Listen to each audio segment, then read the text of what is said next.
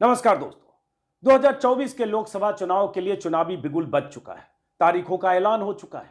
4 जून को नतीजे आएंगे और 4 जून को सुबह 11 बजते बजते हमें और आपको, पूरे देश को, पूरी दुनिया को पता चल जाएगा कि प्रधानमंत्री के तौर पर नरेंद्र मोदी की एक बार फिर यानी तीसरी बार ताजपोशी होगी या प्रधानमंत्री सत्ता से दूर होंगे। क्या प्रधानमंत्री मोदी की पार्टी को इंडिया गठबंधन इतनी कड़ी टक्कर, इतनी कड़ी चुनौती दे पाएगा कि मोदी के लिए 272 का आंकड़ा पार करना मुश्किल होगा? ऐसे कई सवाल हैं। उन सवालों का जवाब आज तलाशने के लिए हमने खास तौर से मेहमान के तौर पर बुलाया है कार्तिकेय बत्रा। पॉलिटिकल रिसर्चर हैं, एनालिस्ट हैं, सी वोटर के फेलो हैं और रहते विदेश में हैं, लेकिन इन दिनों भारत में हैं। और आज चूंकि तारीखों का ऐलान हुआ है, राज्यवार हर चरण में कहां कितनी सीटें, इसलिए कार्तिकेय बत्रा से मैंने कहा जरा कार्तिकेय बत्रा हमारे साथ आइए और जरा हमारे स्मार्ट बोर्ड पर राज्यवार कहां क्या क्षेत्रवार समीकरण है, किस राज्य में क्या तस्वीर बनती है इंडिया वर्सेस मोदी की, उस पर जरा आप ज्ञानवर्धन करिए। तो कार्तिकेय बत्रा, आपका स्वागत है हमारे इस छोटे से स्टूडियो में। जो स्टूडियो क्या है, मतलब एक छोटा सा हमारा ठिया है। तो शुरू करते हैं। और कार्तिकेय बत्रा को आप कई चैनल पर आप देखते होंगे, हमारे यूट्यूब चैनल पर भी कभी कभी, सत्य हिंदी और बाकी चैनल पर।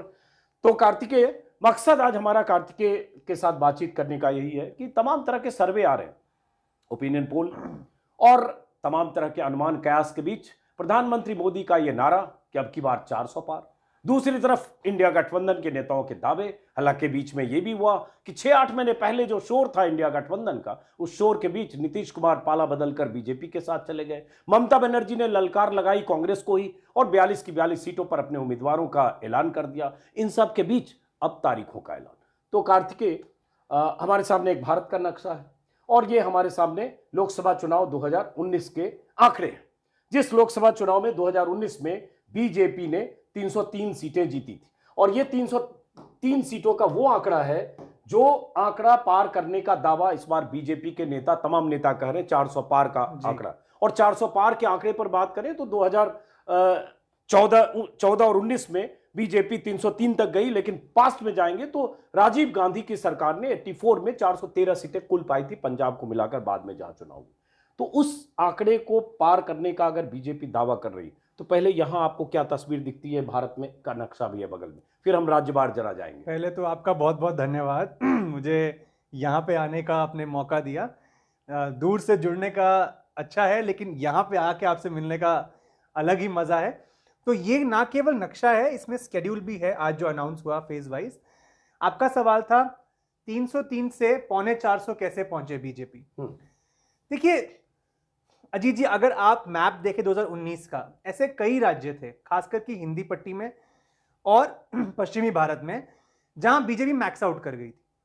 तो वो जो सीटें आनी है 303 के ऊपर, वो कोई आनी है या कम होनी है, दोनों पॉसिबिलिटी अगर है। मैं आपने सवाल क्योंकि पूछा कि 350 कैसे पहुंचे, नहीं हमने नहीं कहा, हमने कहा वो जो नारा दे रहे 400 पार, वो हाइपोथेटिकली है ना कि वो कैसे पहुंचेंगे, तो नई टेरिटरी खोजनी पड़ेगी।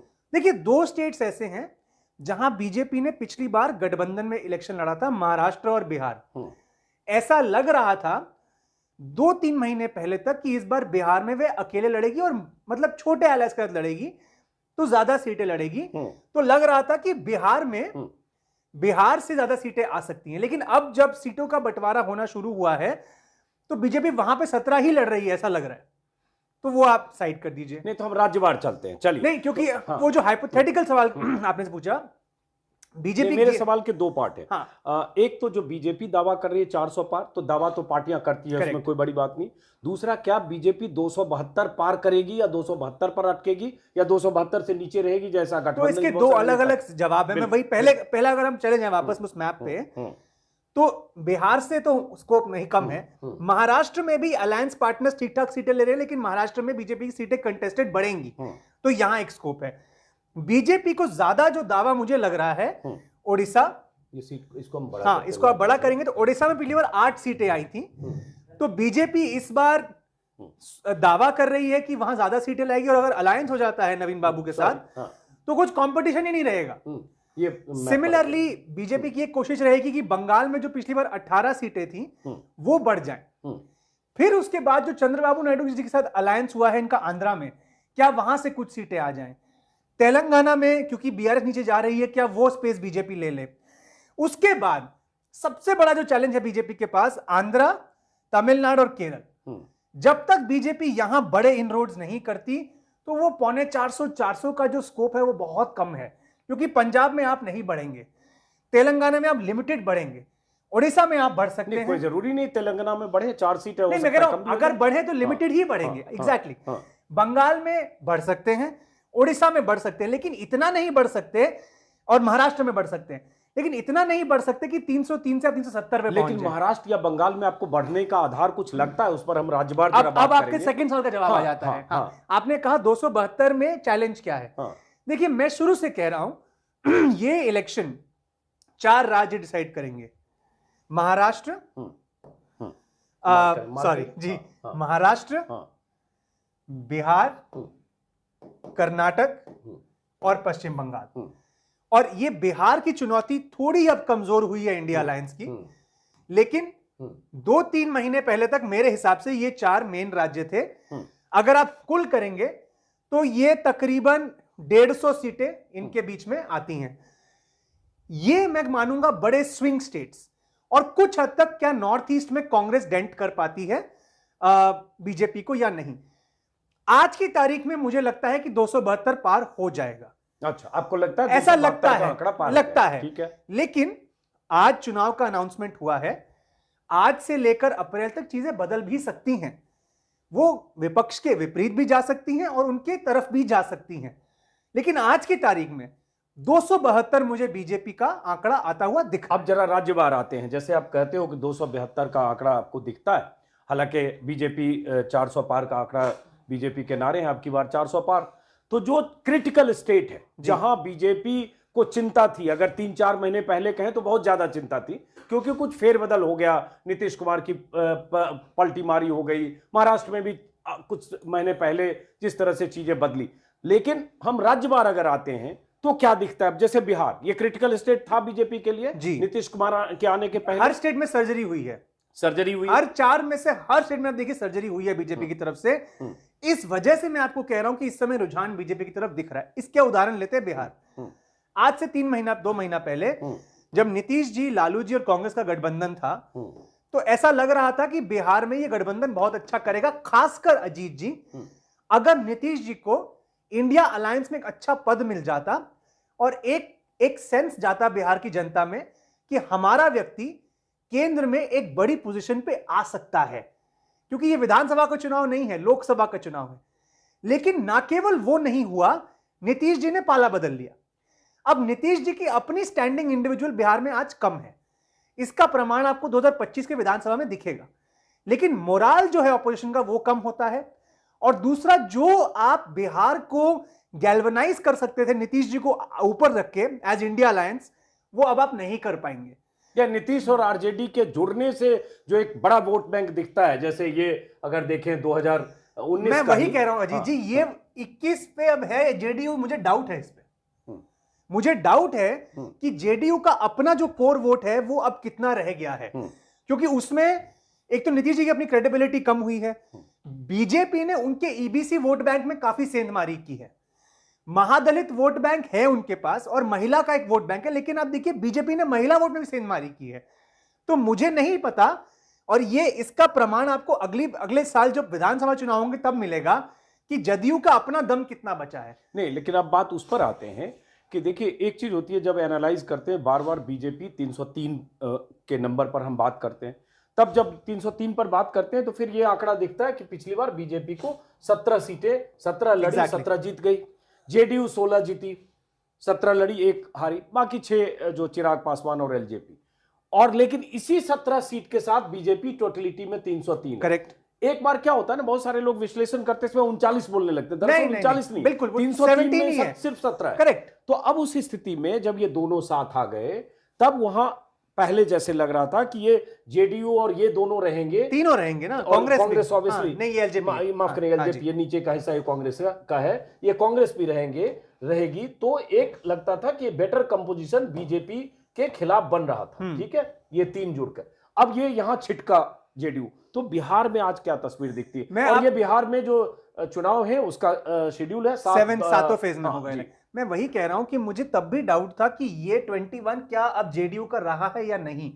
मैं यही कह रहा हूं कि इंडिया अलायंस के पास बिहार को पक्का करने का यही चांस था कि वे जेडीयू के नेता को एक अच्छी पद पे रखते, जिससे एक संदेश जाता कि बिहार का एक व्यक्ति अच्छे पद पे जा सकता है।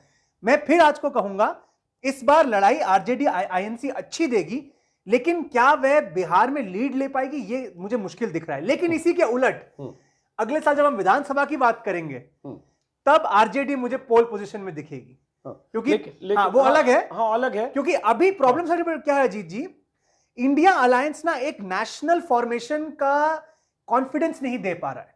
कांग्रेस अपने प्रोग्राम लॉन्च कर रही है, महिलाओं के, आदिवासियों के प्रोग्राम अच्छे हैं, लेकिन वो कांग्रेस की तरफ से आ रहे हैं। उसमें आरजेडी का कोई रोल नहीं, उसमें सपा का कोई रोल नहीं, उसमें टीएमसी का कोई रोल नहीं। तो ये इलेक्शन को वो कितना लोकलाइज कर पाएंगे ये उस पर डिपेंड करता है। बीजेपी उल्टा करेगी, वो इलेक्शन को नेशनल बनाएगी, क्योंकि नेशनल इलेक्शन है, इसीलिए उनका एडवांटेज रहेगी। तो यहां जैसे आप पाते हैं, फिर हम जैसे बीजेपी को अगर 17 सीटें लड़कर 17 सीटें मिल गई और इन्हीं के साथ उसका नंबर 13 है, यहां आप क्या देखते हो? मैं अभी सिर्फ बीजेपी हो सकता है एक आध घट जाए, मुझे यहां इतना नुकसान मुझे लग रहा है जो सीटें जेडीयू लड़ेगी वहां पे ज्यादा ओपनिंग है आरजेडी और कांग्रेस के लिए। तो ऐसा हो सकता है कि एनडीए अलायंस घट जाए बिहार में, लेकिन बीजेपी उतना ही रहे, ये हो सकता है। मतलब बीजेपी 17 आपके हिसाब से ला सकती है, पॉसिबिलिटी है। तब तो फिर आपको देख रहे हो 17 ला सकती है, तो मान लो आपको लगता है कुछ जेडीयू का नुकसान होगा। जेडीयू का ही मैं वही कह रहा हूं कि कमजोर कड़ी एनडीए में जेडीयू है। इस इलेक्शन में बीजेपी को जेडीयू की नैया पार लगानी है, और यही कारण था अजीत जी कि काफी सारे जेडीयू के सांसद बीजेपी जाने के पक्ष में थे, क्योंकि वे समझ गए थे कि हम खुद से ये इलेक्शन नहीं जीत पाएंगे। तो उस हिसाब से देखें कार्तिकेय, आपके हिसाब से जो आपका एजम्पशन है उसके हिसाब से अगर देखें तो बिहार में बीजेपी को 2019 के मुकाबले आज की तारीख में जो नीतीश को अपने पाले में ले आए उसकी वजह से ज्यादा नुकसान आपको नहीं दिख रहा है। मुझे जो 1.5-2 महीने पहले दिख रहा था कि बीजेपी को 10 सीटों का 9 सीटों का नुकसान हो सकता है, इसीलिए बीजेपी डेस्परेटली नीतीश को अपने साथ। मैं आपको पैराडॉक्स देता हूं इसका। अगर बीजेपी ज्यादा सीटें लड़ती शायद वो इससे ज्यादा ला सकती थी, क्योंकि वो नीतीश कुमार को लाए हैं, उनकी सीटें कम हो गई हैं। तो ये उल्टा भी हो सकता है कि हो सकता था कि 24 में बीजेपी ज्यादा सीटें, लेकिन वो जेडीयू को लाए अपनी तरफ एक नेशनल पर्सपेक्टिव सोच के कि इससे ऑपोजिशन अलायंस की हवा निकाल देंगे, 4-5 सीट बिहार में सैक्रिफाइस करनी है तो कर दो। लेकिन ये बात बिल्कुल सही है, मुझे आज की तारीख में बीजेपी पर से का नुकसान बिहार में होता हुआ कम दिख रहा है, एनडीए का नुकसान हो सकता है। चलिए बिहार से हम दूसरे स्टेट पर आते हैं।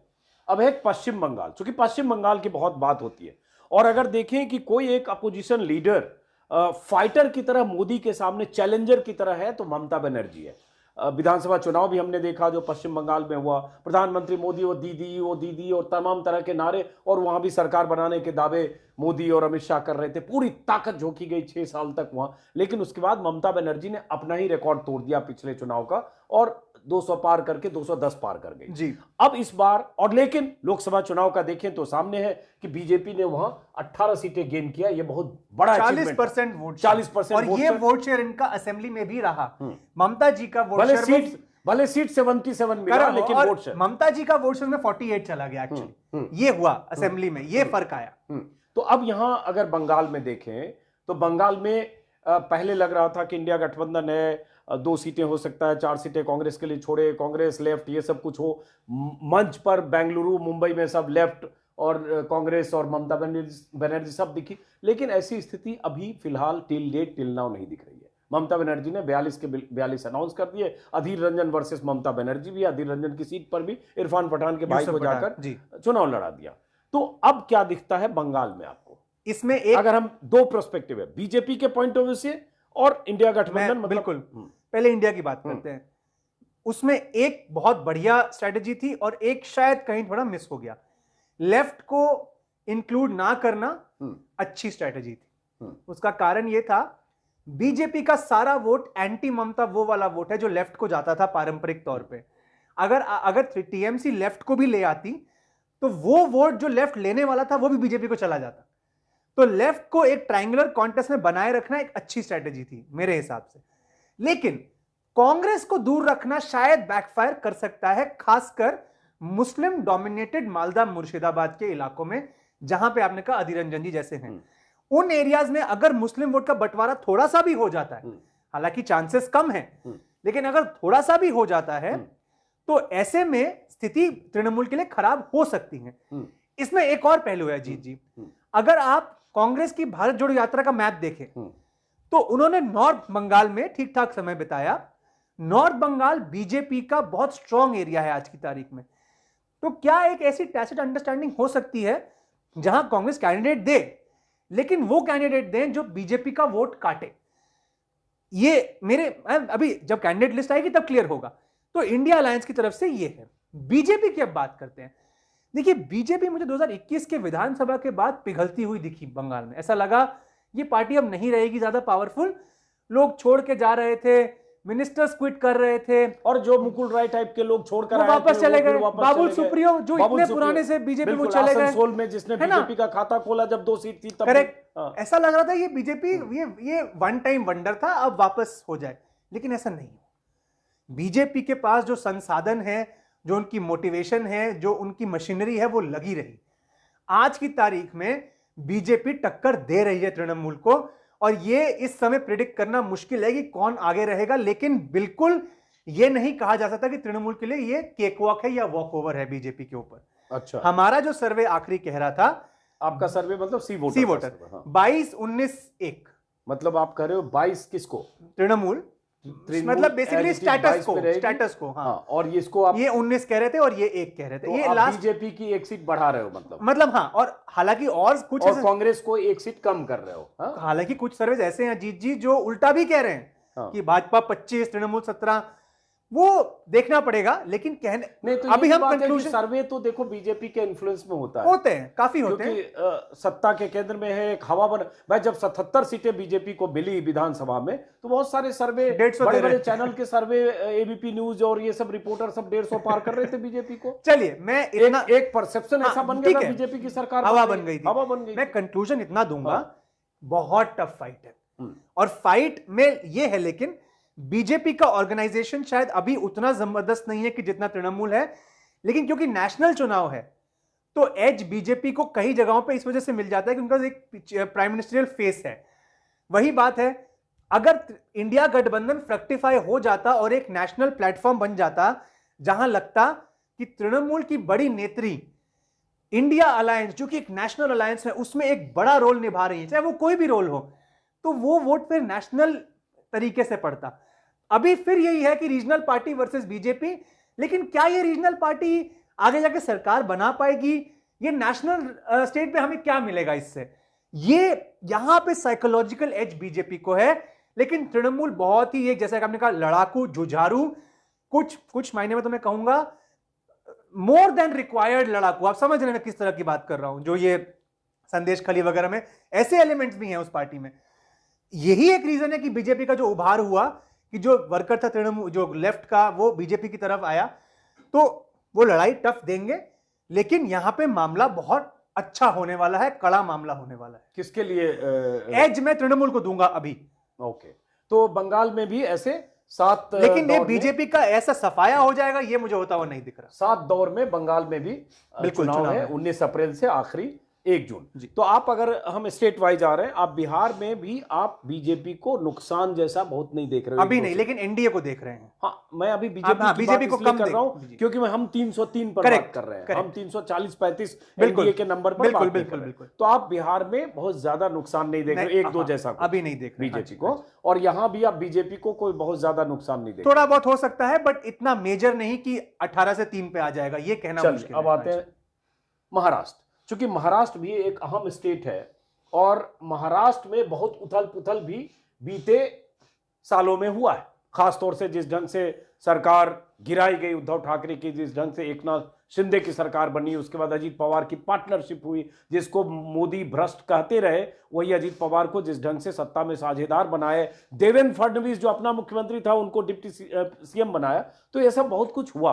तो अब महाराष्ट्र की अगर बात करें, और ये बहुत सारे लोगों का आकलन, कैलकुलेशन है कि महाराष्ट्र में बीजेपी को झटका लग सकता है, क्योंकि महाराष्ट्र में बीजेपी को बहुत फायदा हुआ था। अगर हम बात करेंगे 2019 की, तो 23 सीटें महाराष्ट्र में बीजेपी जीत गई थी, क्योंकि उद्धव ठाकरे की सेना और दोनों का कॉम्बिनेशन था। इस बार कॉम्बिनेशन चेंज हुआ, एक सेना तो है लेकिन वो एक नाथ शिंदे की सेना है, एनसीपी का एक गुट है जो अजित पवार का गुट है, और दूसरी तरफ उद्धव ठाकरे, शरद पवार, कांग्रेस, वो सब है। अब यहां आते हैं, यहां महाराष्ट्र में अगर देखें तो 5 चरणों में, 5 दौर में महाराष्ट्र में चुनाव है, 19 अप्रैल से लेकर 20 मई के बीच। हाँ, बीजेपी, हम बीजेपी पर अभी बात कर रहे हैं। अभी आपने मुझे एक बहुत स्वादिष्ट भूजा खिलाया।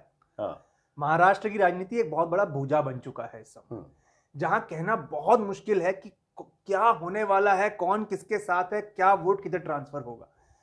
इस वजह से इस समय महाराष्ट्र को प्रेडिक्ट करना बहुत मुश्किल है, लेकिन यहां बीजेपी को नुकसान होने का अंदेशा है। उसका कारण मैं बताता हूं। देखिए, बीजेपी जब सेना, कांग्रेस, एनसीपी साथ हो गए तो एकदम कॉर्नर में चली गई थी। अब बीजेपी ने एक टुकड़ा सेना का ले लिया, एक टुकड़ा एनसीपी का। लेकिन बीजेपी की पॉलिटिक्स महाराष्ट्र में एंटी मराठा ओबीसी पर बेस्ड रही है, लेकिन अब आपने मराठा को इतना डोमिनेंस दिया है आज की तारीख में, तो वो रिएक्शन कैसा होगा, पहली बात तो ये। दूसरी बात, उद्धव ठाकरे के पास सिंपैथी है, शरद पवार जी के पास सिंपैथी है।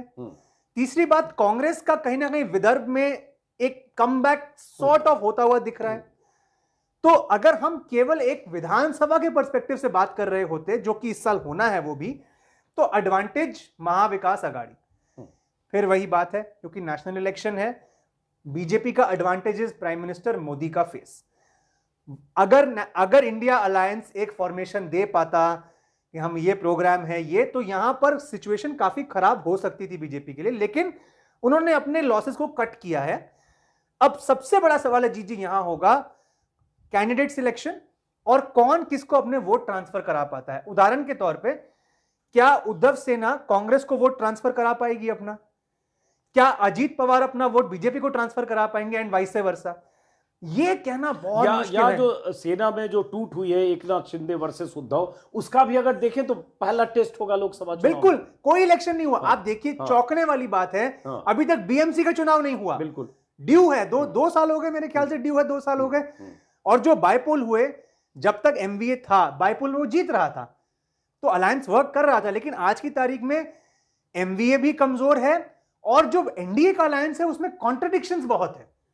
अभी देखिए आप, नारायण, वो जो मेरे ख्याल जो सीट है एकनाथ शिंदे के पुत्र की, वो उस पर विवाद चल रहा है। तो ये सारे कॉन्ट्रडिक्शंस दोनों अलायंस में है। लेकिन मुझे सिंपैथी और केमिस्ट्री एमवीए की तरफ लगती है। लेकिन पीएम का फेस, धन बल ज्यादा, तो सिंपैथी और केमिस्ट्री अगर महाविकास आघाड़ी की तरह लगती है, उस केस में ये बीजेपी यहां लूजर दिखती है आपको? ये 23 में से, हाँ जी, माफ करें, 23 लड़ी थी, 23 में से, हाँ, ये पॉसिबल है, ये पॉसिबल है। इसमें मैं कितना होगा ये मैं नहीं कह सकता, ये पॉसिबल है। तो क्या पॉसिबल है इसमें कमी आ सकती है। और फिर बता दो, हमारा आखिरी सर्वे जो था उसमें हमने एमवीए को लीड दी थी 25 वर्सेस 20। 25 किसको? एमवीए को, महाविकास आघाड़ी को दिया 25 सीट आपने दिया एमवीए को, और 20, ये अप्रोक्सीमेट नंबर है, थोड़ा आगे पीछे हो तो माफ कर दीजिएगा, आपने एनडीए को। एनडीए, बट इसमें बहुत कुछ अब सीट डिक्लेरेशन, कॉम्बिनेशन, बट अभी तक तो क्लैरिटी कहीं से नहीं आई। फिर अभी एनडीए पे मैं नहीं जा रहा हूं, बार मैं बीजेपी नहीं, इसमें एनडीए अहम है। नहीं अजीत जी, इसमें जरूर है, क्योंकि 23 सीट लड़कर 18 जीत गई थी सेना। अगर ये देखें 18 और 23 तो एकदम 41 है। 48 में से 41 एनसीपी को सिर्फ 4 सीटें मिली। लेकिन मैं चूंकि 303 के बेंचमार्क को यहां पे बढ़ने का स्कोप कम है बीजेपी का, लेकिन बहुत सारे लोग मान रहे हैं घटने का बहुत स्कोप है, घटने का स्कोप है यहाँ पे। अब वो कितना घटेगी ये कहना मुश्किल है। मतलब 5-6 महीने, 8-10 महीने पहले अगर एकनाथ शिंदे वाला नहीं हुआ होता, 2 साल पहले, हाँ 2 साल, पौने 2 साल पहले, 1.5 साल, 2022 जून की बात है मेरे ख्याल, जुलाई हो सकता है। इतनी बार टूट फूट हो गया आप। जब भी शिंदे के पहले, टूट फूट के पहले तो स्थिति कुछ और थी, वन वे ट्रैफिक था, मतलब 30 समथिंग होता ऐसा। लेकिन आज टक्कर है और एमवीए हमें आगे दिख रहा है, बट ये स्थिति बदल भी सकती है। लेकिन यहां बीजेपी, एक ही तरीका है जिससे बीजेपी बढ़ सकती है, वो ये है, अगर वो 25 की जगह मान लीजिए 35 सीटें लड़ती है और उसका स्ट्राइक रेट कम भी हो जाता है, तो सीटें बढ़ा सकती है।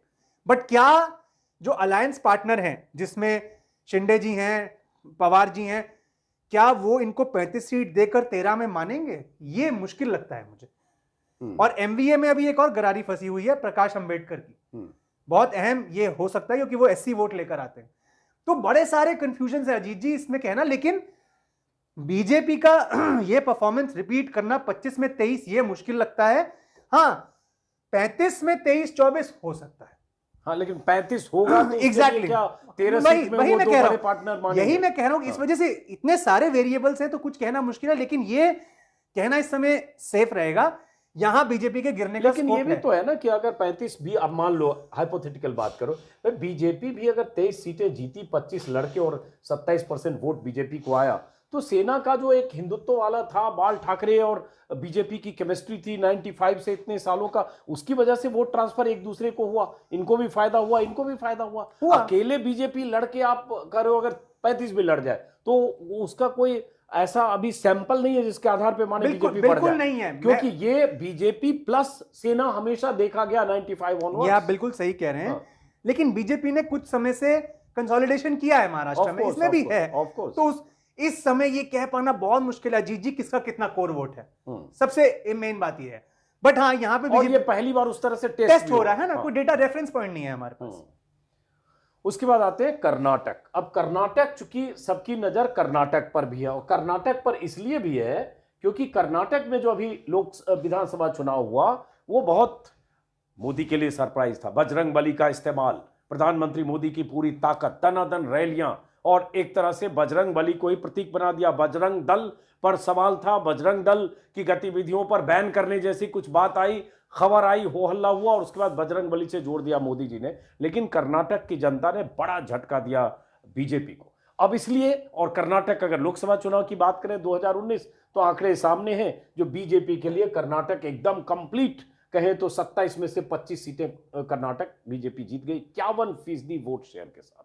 अब कर्नाटक में सरकार बीजेपी की बदल चुकी है और सरकार कांग्रेस की। अब कर्नाटक पर आते हैं। जो लोग कुछ स्टेट्स बोलते हैं कि जहां झटका बीजेपी को लगने वाला था और है इसलिए बोल रहा हूं कि 6-8 महीने पहले, 10 महीने पहले की स्थिति और आज की स्थिति में थोड़ा फेरबदल, काफी फर्क, इसलिए था और है के बीच एक फासला है। लेकिन माना जाता था कि कर्नाटक बहुत मुश्किल है बीजेपी के लिए क्योंकि एकदम मैक्सिमाइज बीजेपी ने किया। अब यहां क्या दिखता है? एक तो पहली बात, 2 दौर में चुनाव है जी, 26 अप्रैल और 7 में। पहली बात तो इसमें ये जुड़ गए हैं दोनों। हाँ, पिछली बार अलायंस कांग्रेस और जेडीएस का था, अब ये साथ में आ गए। देखिए अजीत जी, जब विधानसभा का भी चुनाव हो रहा था तो सर्वे में लोग ये कह रहे थे अभी कांग्रेस, लोकसभा में मोदी जी, साफ है। लेकिन क्या इसका मतलब ये है कि कांग्रेस इस स्थिति में है कि वो आज भी एक ही सीट लेकर आएगी? मैं नहीं मानता। अलग अलग सर्वे अलग अलग आंकड़े देते हैं। हमने जो आंकड़ा पीछे दिया, जो मुझे ठीक याद अगर आ रहा है, कि हम कांग्रेस को 4 से 6 सीटें दे रहे हैं और बीजेपी को हम थोड़ा सा ड्रॉप दिखा रहे हैं 21-22 पे लाके। मेरा यह मानना है कि कांग्रेस अगर 10 का टारगेट यहां रखती है तो वो 10 सीटें, और अगर वो अचीव कर लेती है लगभग, तो वो सारा लॉस मोरलेस बीजेपी का होगा। तो मतलब अगर 10 सीटें अचीव करती है, हाँ, अभी एक कांग्रेस को है, और ये तो कांग्रेस के सपोर्टर्स को मैं माफी के साथ बोल रहा हूं, अगर आपको ऐसा लग रहा है कि यहां पे स्वीप होगी कांग्रेस की, तो ये नहीं होगा। यहां पे कांग्रेस का रियलिस्टिक टारगेट, मतलब अच्छा टारगेट 10 से 15 के बीच होगा। 10 भी मैं कहूंगा एक अच्छा नंबर होगा। मतलब 10 to 15 आप मान रहे हो? 10 to 15 ये टारगेट होगा अजीत जी, अचीवेबल। अभी हमारा नंबर कह रहा है 4 से 6 पे आप पहुंचे। अच्छा चलिए, और बीजेपी को आप कह रहे हो कि 10, अगर ये कांग्रेस जितना भी उनका बढ़ेगा उतना घट जाएगा, तो मतलब बीजेपी हो सकता है 15 के आसपास हो अगर कांग्रेस को ये नंबर आया। एग्जैक्टली। तो यहां पे चोट पहुंच सकती है, लेकिन डिपेंड करेगा कि कर्नाटक में कांग्रेस कैसे लड़ती है इलेक्शन और कैसे इसको एक तरीके से मोदी जी के असर से इंसुलेट कर पाती है। पीछे चला था एक साउथ वर्सेस नॉर्थ का नैरेटिव, वो अब नहीं दिख रहा, और मुझे लगता है कि उसमें कांग्रेस सोचा होगा कि नॉर्थ में नुकसान होने की ज्यादा उम्मीद है। बट अब उनके मुख्यमंत्री हैं डीके शिव कुमार, एक बहुत ही पावरफुल पॉलिटिशियन हैं, उन्हीं के भाई हैं जो एक अभी एमपी हैं वहां से। तो कांग्रेस को 2 रीजन्स ऐसे हैं जहां एडवांटेज हो सकता है, एक ओल्ड मैसूर और उस इलाके में देखिए हिंदुत्व की प्रयोगशाला भी है। कर्नाटक में प्रमोद मुथल्लिक जैसे लोग और बहुत सारे बीएल संतोष, बीएल संतोष, राइट विंगर बहुत सारे हैं जो अलग अलग, जैसे सेल्फ हेल्प ग्रुप होता है ना, वैसे छोटे छोटे ग्रुप्स भी हैं अलग अलग इलाके में। और बीजेपी ने काफी काम किया है, इसलिए वहां लब जिहाद से लेकर और झटका हलाल, बुर्का बैन सब कुछ हुआ। लेकिन उस सब को वोटर ने विधानसभा में एक तरह से, क्योंकि विधानसभा में बसवराज बोम्मई के सामने सिद्धरामैया, डीके शिव कुमार बहुत आगे थे। बिल्कुल, कांग्रेस ने अपनी लोकल लीडरशिप को बहुत कमजोर कर दिया। अब आप देखिए ये कल परसों जो आया है, ये येदियुरप्पा जी के खिलाफ जो आरोप लगे हैं उसका क्या असर होगा, ये देखना बहुत इंटरेस्टिंग होगा। जो लिंगायत कम्युनिटी काफी हद तक कांग्रेस के पीछे आ गई थी विधानसभा में, वो शायद अब वापस जाएगी लोकसभा में बीजेपी के पीछे। उसका एक उदाहरण है जगदीश शेट्टार, एक लिंगायत लीडर जो बीजेपी की तरफ से कांग्रेस में आ गए थे, वो वापस चले गए। वो देख रहे होंगे वहां उन्होंने येदियुरप्पा जी के पुत्र को बना दिया है स्टेट प्रेसिडेंट। वो समझ रहे हैं कि लिंगायत का हमको चाहिए सपोर्ट और येदियुरप्पा जी ही ला सकते हैं। जेडीएस उन्होंने तो यहां भी सर्जरी हुई है, लेकिन यहां कांग्रेस कर सकती है। अच्छा, मैं कह रहा था दो रीजन है यहां पे। एक दक्षिण कर्नाटक ओल्ड मैसूर जो मेरे ख्याल दूसरे चरण में जा रहा है, और एक हैदराबाद कर्नाटक जहां से खड़गे जी आते हैं जो तीसरे चरण में जा रहा है। अब देखिए कांग्रेस की विडंबना देखिए अजीत जी, खड़गे जी स्वयं कह रहे हैं कि यार मैं इलेक्शन लड़ूंगा या नहीं मुझे नहीं पता, जबकि उनके वहां से इलेक्शन लड़ने में आसपास की सीटों पर भी फर्क पड़ सकता है कुछ हद तक। आइडियली इंडिया अलायंस में क्या होता, खड़गे जी एक पद पे होते, नीतीश कुमार जी एक पद पे होते। खड़गे जी दलित, नीतीश कुमार ओबीसी ईबीसी, खड़गे जी साउथ, नीतीश कुमार जी नॉर्थ। ये अगर जुगलबंदी बनती तो आप सोचिए कर्नाटक और बिहार आप साथ चुके होते काफी हद तक एज इंडिया अलायंस, पर वो नहीं हुआ। तो कर्नाटक की स्थिति कार्तिकेय के हिसाब से। अब यूपी, चूंकि यूपी बहुत अहम है, और मैं इसमें जोड़ दूं जी एक स्विंग स्टेट जिसके बारे में लोग बात नहीं कर रहे ज्यादा। स्विंग नहीं, मुझे लगता है यहां कांग्रेस ओपनिंग है हरियाणा।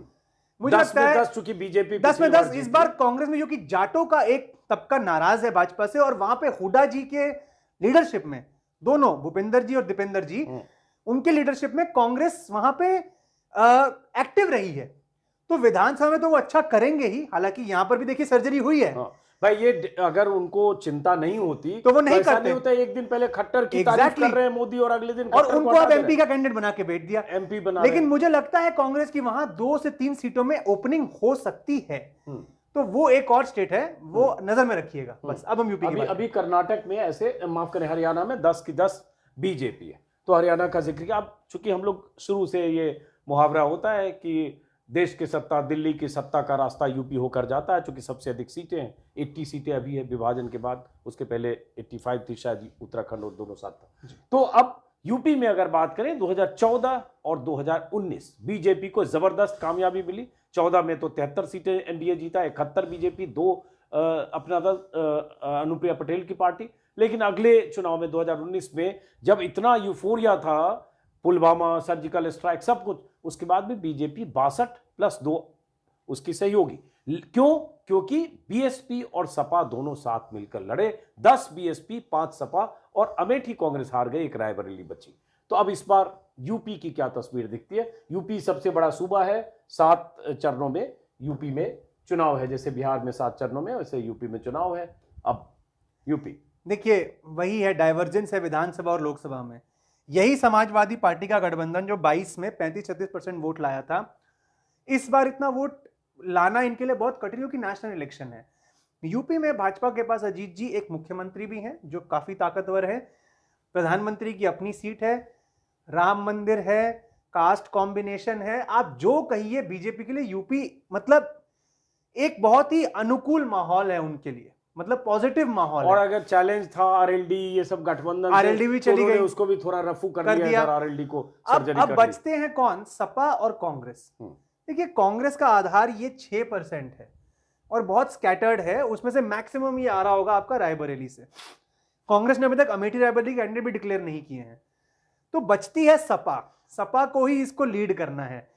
और बसपा जो है वो अभी तो ऐसा लग रहा है कि इनको डेंट करेगी सपा और कांग्रेस को बाय फील्डिंग मुस्लिम कैंडिडेट्स। बसपा का जो नॉन जाटा वोट था वो ऑलरेडी बीजेपी ले जा चुकी है काफी हद तक। इनका जो जाटा वोट बचा है वो रहेगा। बसपा सबसे बड़ी लूजर होगी इस इलेक्शन की, मुझे जो लगता है, अगर अलायंस अब वो नहीं करती इंडिया अलायंस के साथ, जो अभी तक तो नहीं हुआ है।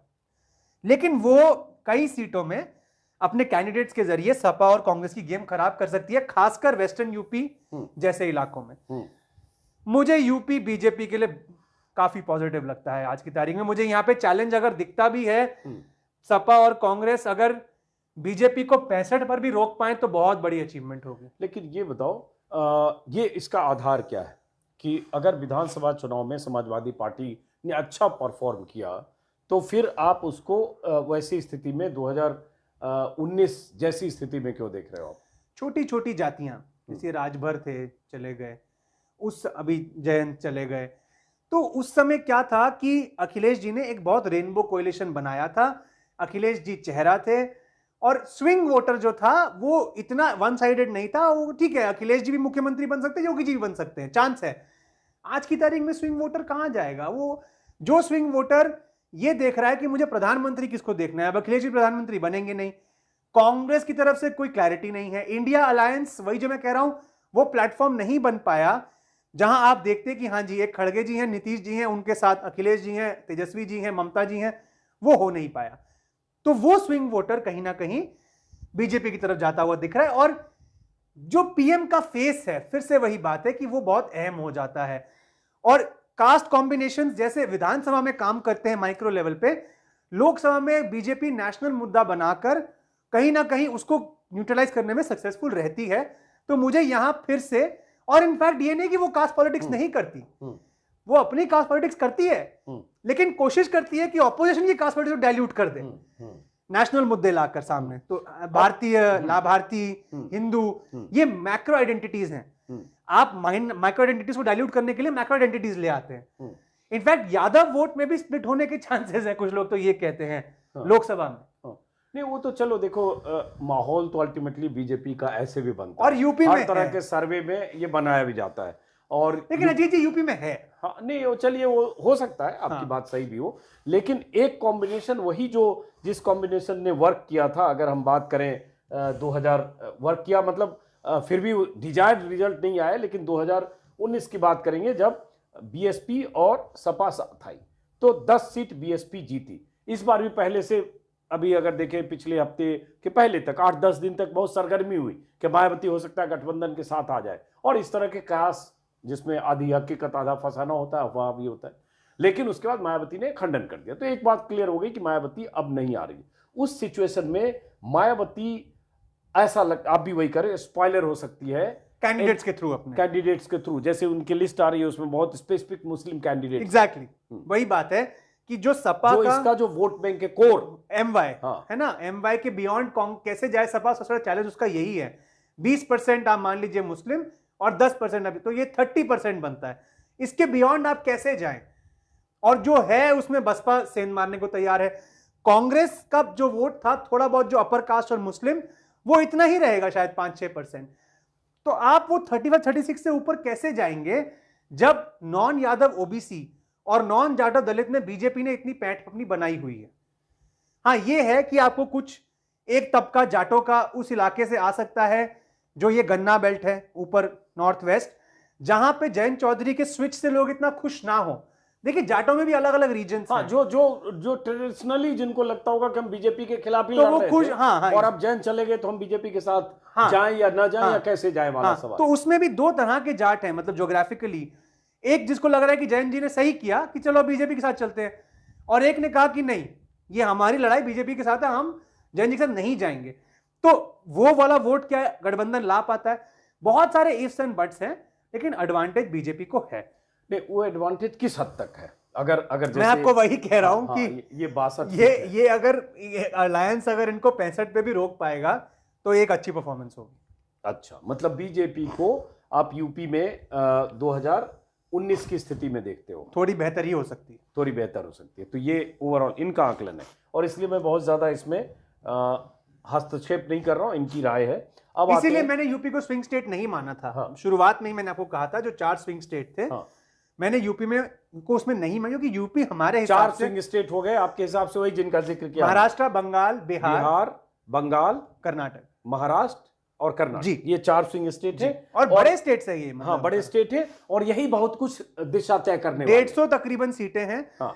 अगर यहां पर इंडिया अलायंस किसी चमत्कार से 100 सीटें ले आता है तो बीजेपी 272 पाने में भी मुश्किल आ जाएगी उसको। अब बात आती है जो बाकी स्टेट है, उसके ग्राफिक्स अभी हमने नहीं यहाँ लोड किए, जिसमें मध्य प्रदेश है, जिसमें राजस्थान है, जिसमें गुजरात है। तो गुजरात तो चलिए, मोदी जी का गुजरात है, अभी विधानसभा में 150 पार का आंकड़ा हो गया, लेकिन राजस्थान और एमपी और छत्तीसगढ़, छत्तीसगढ़ भी, लेकिन चलिए 11 सीट वाला स्टेट है जिसमें 9 बीजेपी को आ गया। लेकिन अगर एमपी देखेंगे तो सिर्फ एक छिंदवाड़ा सीट कांग्रेस को मिली। राजस्थान में देखेंगे 25 में 24 बीजेपी जीती, एक नागौर, वो भी हनुमान बेनीवाल को पिछली बार बीजेपी के साथ ही था। तो राजस्थान और एमपी क्या देखते हो? हाँ। क्योंकि ये वो स्टेट हैं जहां बीजेपी ने मैक्सिमाइज किया। करेक्ट। तो देखिए, बहुत अच्छा सवाल है। अगर 3 राज्यों के चुनाव नहीं जाते जैसे वो गए, शायद स्थिति कुछ और होती, लेकिन आज की तारीख में स्थिति लगभग वही है जो 2019 में थी। यहां पे बीजेपी अच्छा करेगी, बहुत अच्छा करेगी, लेकिन यहां ओपनिंग्स हैं। उदाहरण के तौर पे जो ये फेज 1 है, जो फेज राजस्थान का, ये फेज 1 जो है, ये बेल्ट, ये शेखावटी की बेल्ट है। आप मेरे ख्याल गए थे इस इलाके में, दुदासरा जी का इलाका जो है, जाट बहुल इलाके हैं, यहां पे नाराजगी है बीजेपी के खिलाफ। अगर बीजेपी, और मैंने सुना है कांग्रेस का आरएलपी से अलायंस भी हो रहा है, जिसका असर यहां के जाट इलाकों में हो सकता है, नागौर जैसे इलाकों में। अगर कांग्रेस कुछ सीटों में इस मोबिलाइजेशन को ला सकती है तो 2-3 सीटें राजस्थान में बन सकती हैं। मोटा मोटी मैं आपको यह बोलूंगा, राजस्थान, मध्य प्रदेश, छत्तीसगढ़, गुजरात, हरियाणा, दिल्ली, उत्तराखंड, हिमाचल, ये वो राज्य हैं जहां Congress versus BJP, Hindi speaking और वेस्टर्न स्टेट्स, यहां पे कांग्रेस के सिंबल और नेतृत्व से ज्यादा कैंडिडेट इलेक्शन जिताने की स्थिति में रहेगा कांग्रेस को यहां अच्छे कैंडिडेट देने पड़ेंगे।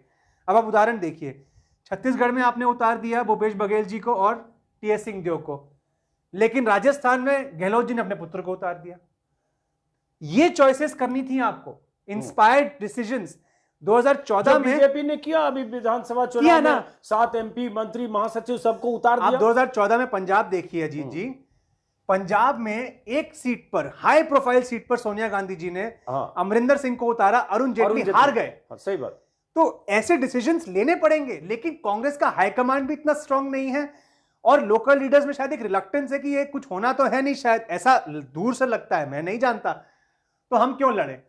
तो क्यों ना दिग्विजय सिंह जी उतर जाएं, कमलनाथ जी उतर जाएं, जैसे उतरे ना भूपेश बघेल और टीएस सिंहदेव, क्यों ना गहलोत जी उतर जाए। सचिन पायलट का भी नाम अभी तक नहीं आया है। दीपेंद्र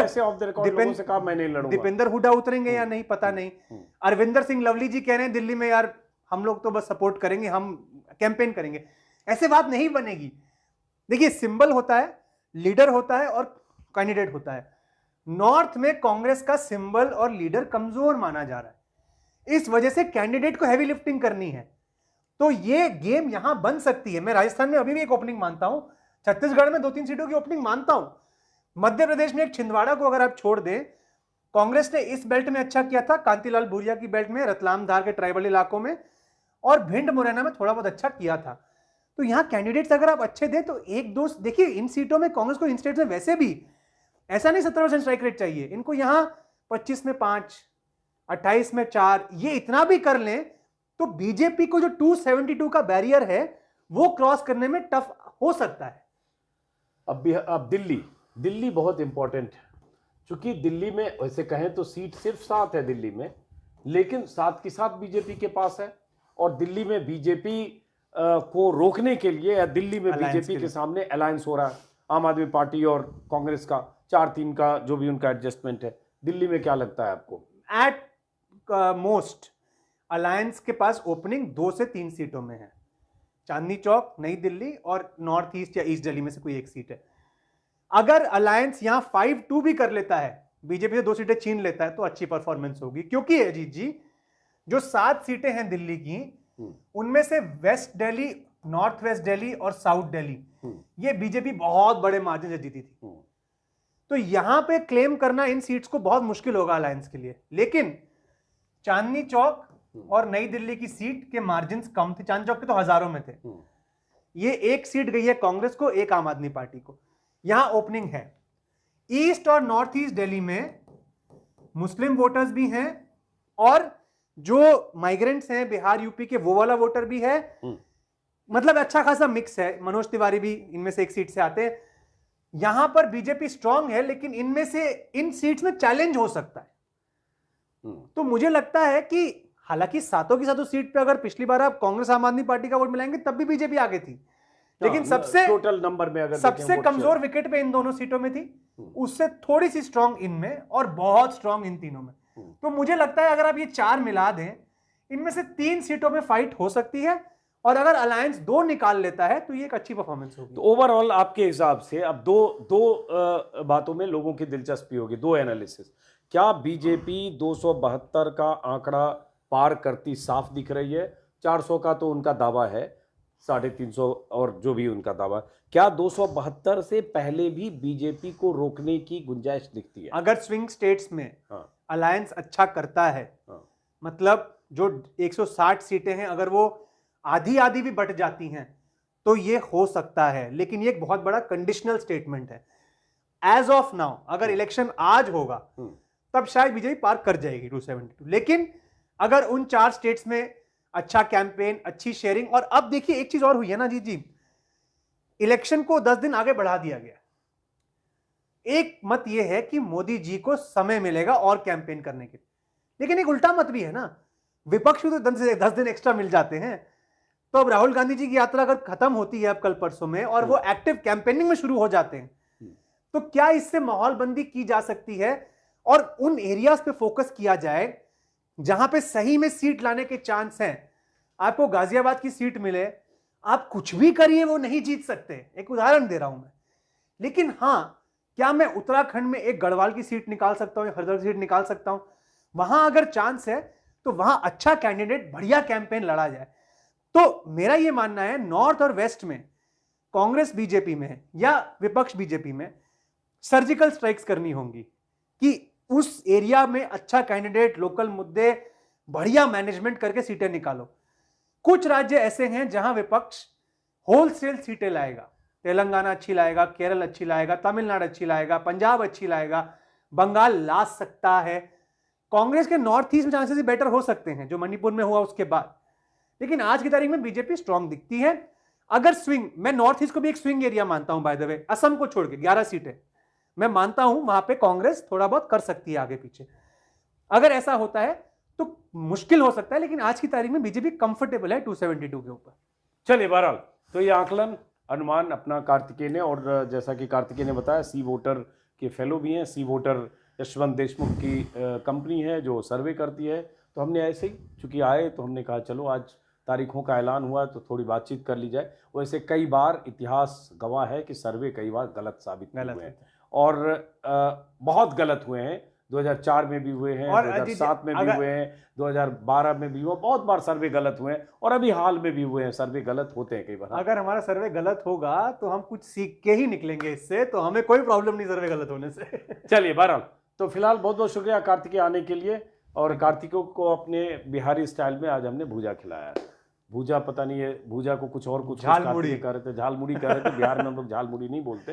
लेकिन चलिए बहुत बहुत शुक्रिया, नमस्कार, मुलाकात होती रहेगी, और ऐसे बहुत सारे मेहमानों से कोशिश करेंगे कि बातचीत के अलग अलग पर्सपेक्टिव आते रहे ताकि आपको भी समझ में आए। बाकी तो फाइनल तो जनता जनार्दन है। 4 जून को जब नतीजे 11-12 बजे सुबह आएंगे तब पता चलेगा कि फाइनल तस्वीर क्या है। फिलहाल अपनी अपनी तरफ से दावे और इरादे हैं, नारे हैं। नमस्कार।